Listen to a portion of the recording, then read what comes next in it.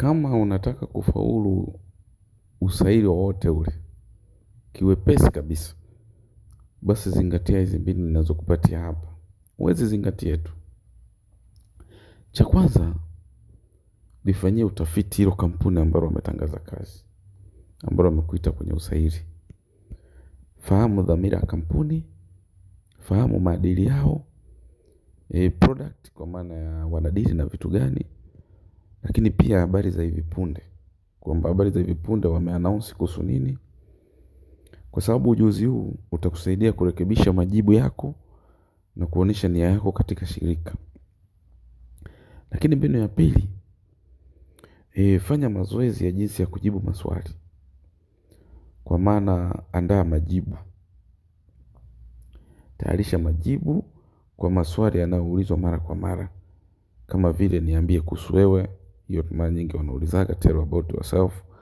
Au wanauliza kwa nini unataka kufanya kazi hapa. Au kwa nini unahisi wewe nafasi hii inakufaa kuliko wengine.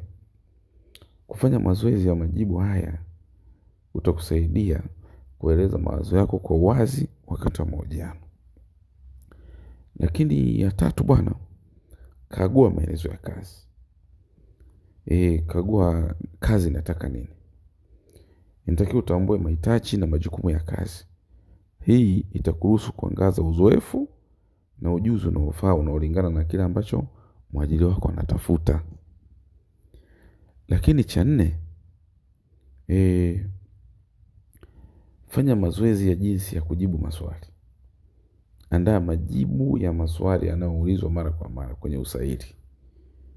Hii inaonesha nia yako ya dhati kabisa katika jukumu hilo na kusaidia kutathmini kama kampuni inafaa au inakufaa. Kwa sababu labda unaweza kawa unahitaji afisa masoko for example, marketing officer. Hata kabla ya kutaja yale mahitaji ya kwao unajua kabisa marketing officer shughuli yake ni ipi. Kwa hiyo utafuta maswali ambayo unahisi yanalingana na position ambayo umeiomba. Lakini kama ni siku ya mahojiano, basi cha kuzingatia vaa ipasavyo. Chagua mavazi ya kitaaluma ambayo yanafanana na level ya kazi unayoomba.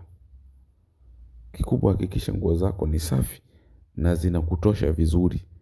Usivae nguo inapwaya pwaya wanaona kabisa huyu mtu mbona kama anakuja kwa wasiwasi. Lakini fika mapema, lenga kufika dakika 10 au 15 kabla ya muda ulioratibiwa na mahojiano. Ili kuonyesha kufika kwa wakati na kuheshimu wakati wa usaili. Sasa wakati wa mahojiano sasa. Maana nilikuwa nakuwa tips kama siku ya mahojiano namna ya kuvaa, kuwahi. Ila wakati wa mahojiano, jitahidi sana kuzingatia hili. Kaa kwa utulivu na ujasiri. Usione kama unahojiwa na simba. Hebu ona kama vile unahojiwa na watu ambao aidha kama vile ni wadogo zako. Kifikra. Kwa hiyo pumua kwa kina na udumishe mtazamo vizuri. Kumbuka kwamba mahojiano ni njia mbili. Na pia unatathmini kampuni. Kwa hiyo ni muhimu kuzingatia vitu hivo.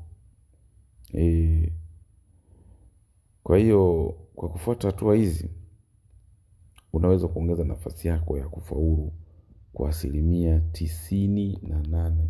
Hadi watu wakahisi huyu jamaa ana watu huko juu au vipi, lakini ni tips ndogo ndogo tu hizi.